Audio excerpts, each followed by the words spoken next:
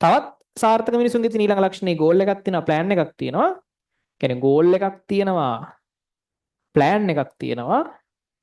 ඊට පස්සේ මෙයාගේ වැදගත්ම දේ තමයි දැන් මේ ප්ලෑන් එකට වැඩ කරගෙන යන්න මෙයා හදාගත් පුරුදු ටිකක් තියෙනවා. දිනපතා පාවිච්චි කරන පුරුදු ටිකක් තියෙනවා.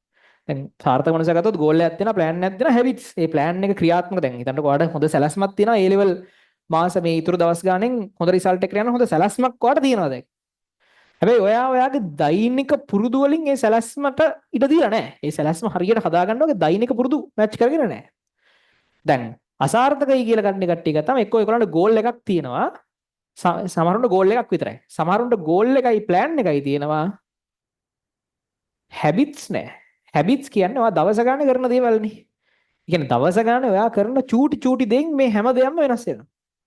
දැන් හිතන්න ඔයාගේ සාමාන්‍ය පුරුද්දක් තියෙනවා, හැබිට් එකක් තියෙනවා. පොඩක් පන්ති ගිහින් ගෙදර ගියාම ටිකක් වෙලා ටිකක් වැටිලා ඉඳලා පොඩ්ඩක් නිකන් YouTube එකේ මොකද වෙලා තියෙන්නේ, Facebook එකේ මොකද වෙලා තියෙන්නේ, TikTok පැත්තේ ගිහිල්ලා මොකද වෙලා තියෙන්නේ කියලා බලන පුරුද්දක් තියෙනවා. ඒ වගේ පුරුද්දක් තියෙන කෙනෙක් ඉන්නවා. තව එක්කෙනෙක් ඉන්නවා එයාගේ එහෙම පුරුද්දක් නැහැ.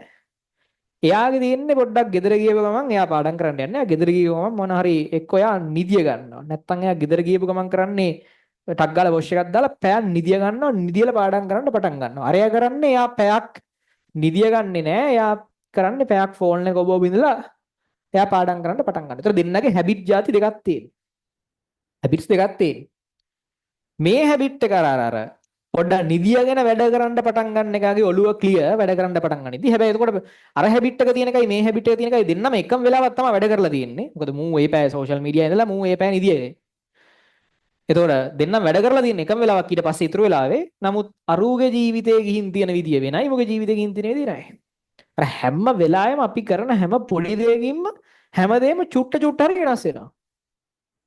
හැමදේම චුට්ට චුට්ට හරි වෙනස් වෙනවා. ඕක මම තේරුම් ගත්තෙත් මීට අවුරුදු 3කට විතර කලින්. මොකද මම ඊට කලින් පන්ති වල ඉන්ටර්වල් වල වැඩ කරේ නෑ. ඒ කියන්නේ මම මේ පන්ති කරනකොට පන්ති වල ඉන්ටර්වල් වල මම කරේ සාමාන්‍යයෙන් එහෙම වැඩක් කරේ නෑ. දැන් ඉන්ටර්වල් විනාඩි 20ක් 25ක් තියෙනවානේ. ඒතර මම ඊට කලින් පන්ති වල ඉන්ටර්වල් වල වැඩ කරේ නෑ. ඒතර ඒකත් එක්ක මට සමස්ත පන්ති වල වැඩ ටික කරගෙන යන එකේ ඒ කියන්නේ මට ඒ කාලේ එක තේරුන්නේ නෑ. පන්ති වල ඉන්ටර්වල් වල වැඩ කරේ නෑ. ඉගෙනනවා ඉන්ටර්වල් එකේ කෑවා වැඩ හිටියා විනාඩි 10ක් විතර ඉඳලා පුළුවන් කාලා. ඉඳලා තමයි මම ඇවිල්ලා ආයිසරක් උගන්වන්නේ. දැන් ඒවට දැන් ඉන්ටර්වල් එකක් ගත්තොත් මම ඊට පස්සේ ඉන්ටර්වල් එකේදීත් මම කරන්න පුළුවන් ඉස්සරහට තියෙන ටික චෙක් කරලා දානවා. කියන දැන් ඊළඟ සතියේ print කරන්න තියෙන දේවල් ටික තියෙනවා නම් ඒ ටික චෙක් කරලා බලලා. worksheet නම් worksheet from last week නම් from last week ටික අදලා ඔහොම ටිකක් කරනවා. ඒකයි මේකයි අතර සමස්ත මුළු පන්ති ක්‍රියාවලියේම මාරු ලොකු වෙනසක් තියෙනවා. පොඩි දෙයක් විනාඩි 5යි යන්නේ මට දවසකට ඉන්ටර්වල් එකෙන් විනාඩි 10ක් වගේ තමයි යන්නේ. හැබැයි ඒකයි ඒ විනාඩි 10 මම ඒකට පාවිච්චි කරේ නැත්නම් සමස්ත process එක පන්තියේ මෙහෙම යන්න තිබිච්ච ගන්න මම මේ විනාඩි 10 ගන්න හින්දා මෙහෙම යනවා. ලොකු වෙනසක් තියෙනවා. විනාඩි 10කට තමයි වෙනස තියෙන්නේ. පොඩි දෙයක් හැබිට් එකක්. හැබිට් එකෙන් තමයි ජීවිතේ ලොකු වෙනසක් ඇති කරන්නේ. හරිද? එහෙම දේවල් තියෙනවා. ඒ නිසා පොඩි පොඩි තමන් කරන පොඩි පොඩි දේවල් ගැන අවධානයෙන්. ඒවා ඔයාගේ ගෝල් එකකට යන්න පාර කපනේවද නැද්ද කියන එක ගැන උපරිම අවධානයෙන් ඉන්න ඔයා කරන පොඩි පොඩි දේවල්. හරිද? ඒක මාර වැදගත්. පොඩි පොඩි දේවල්. ඔයාගේ ගෝල් එකට යන්න පාර කපනේවද එහෙම නෙවෙයිවත්. මේක ඔයා වැඩ කරන වෙලාවට විතරයි අදාළ. මොකද අපි මැෂින් නෙමෙයි. ඉතින් අපි නිවාඩු වෙලාවට ඔච්චරටම මේ පර්ෆෙක්ට් වෙන්න ඕනේ නැහැ. කියනවා නිවාඩු දැන් මේ දවස්වල නිවාඩුවක් ගන්නයි වෙලාවක් ඉන්නේ නැහනේ. දැන් ඔයා නිවාඩු දවසකදී එහෙම ප්‍රශ්නයක් නැහැ. ඒත් ඔයා වැඩ කරන දවසකදී ඔයාගේ හැම දෙයක්ම හරියටම කරන්න උත්සාහ කරන්න ඕනේ. පොඩි පොඩි දේවල් තමයි අන්තිමට ලොකු ලොකු දේවල් වලටපත් වෙන්නේ. හරිද? ඒ නිසා මේ එක දවසක එක විනාඩි 5කින් ලොකු වෙනසක් කරන්න පුළුවන්. ඒක පාඩම් කිරීම මත නෙමෙයි හැබිට් එක මත. හරිද? මේක කියන්නේ මේ කතන්දරේ අතරම ඔය රිසර්ච් එක සහ ඔය කතන්දරේ ගැන සඳහන් වෙනවා අර ඇටොමික් හැබිට්ස් කියලා පොතක් තියෙනවා. හරිද?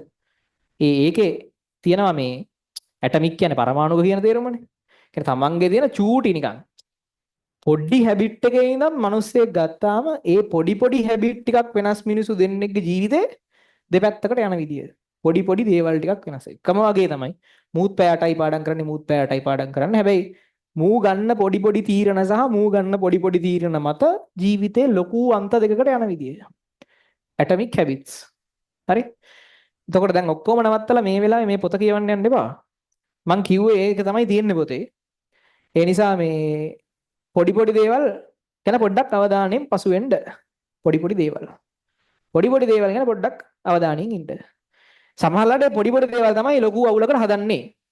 අර මං කිව්වාගේ පොඩ්ඩක් ඉන්න එක, පොඩ්ඩක් Facebook යන එක, පොඩ්ඩක් නිකන් මහන්සි අරින්න ඉන්න එක සමහරවිට ඒ මහන්සි අරින්න ඉන්න වෙලාවේ ඔයා ගිහින් නාගෙන ආයි වැඩ කරන්න පටන් ගත්තා නම් මහන්සියක් නැහැ වැඩෙත් කිරිලා. ඒත් මහන්සි අරින්න ගොඩක් වෙලා ඉන්න වෙනවා. අන්න ඒ වගේ පොඩි පොඩි දේවල් තියෙනවා. හරි. ඊළඟට අර කෘමියෙක් වතුරේ පාවෙන සිද්ධිය පොඩ්ඩක්